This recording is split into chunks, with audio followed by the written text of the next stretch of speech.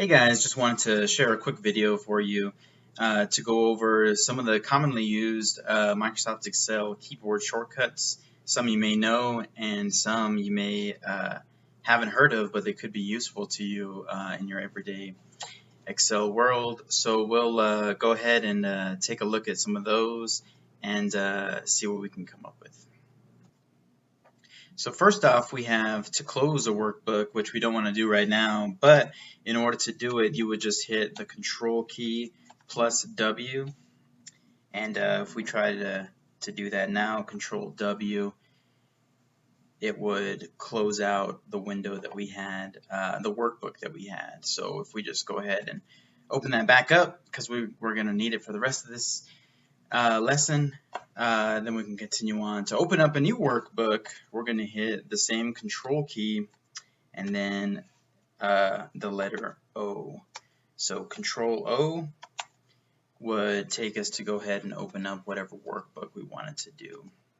To go to the Home tab, we're going to hit the Alt key plus H, and what that's going to do is it's actually going to give us a series of commands that we can do a keyboard shortcut, you notice, for any of the items on the Home tab. And continuing on, we're going to have some very similar items. For example, the Insert tab is going to be Alt plus the letter N. Then the Go to Page Layout tab, it's going to be very similar, Alt plus the letter P. Data tab, Alt plus the letter A. The View tab is going to be Alt plus the letter W, and the Formula tab, we're going to have Alt plus the letter M, is going to take us to all those. Now, the one that we're all probably familiar with, or should be, is Save a Workbook, which for us is going to be the Control key plus S, Control Save, Control S. That's a very important one.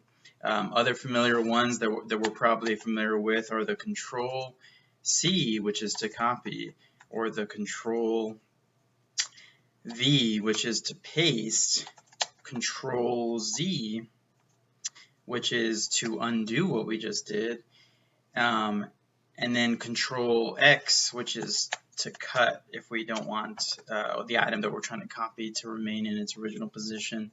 We can just cut it out and paste it somewhere else, or sometimes you just want to cut it out and not paste it anywhere else. To remove all cells in a context, this one is really easy. This is just going to be the delete key. It is important to note that it's just going to remove the cell content. It's not going to delete the formatting that's in that cell. It'll remain the same. For example, like if we had this formatted yellow and we just hit the delete key, it's just going to delete the contents of that. Control Z is going to undo that, but it's not going to change any of the formatting that's in there. Now, if we do want to format, want to choose a fill color, we're going to do Alt HH, which you notice is a combination of the previous shortcuts named. So Alt key HH is actually going to open up the box for the fill colors, and then from there we can either choose other colors or even custom colors to go ahead and fill those.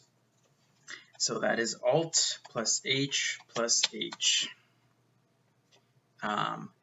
Which it basically goes Alt H and then you just hit H again. So maybe just to reiterate that, we'll put a comma instead of a plus.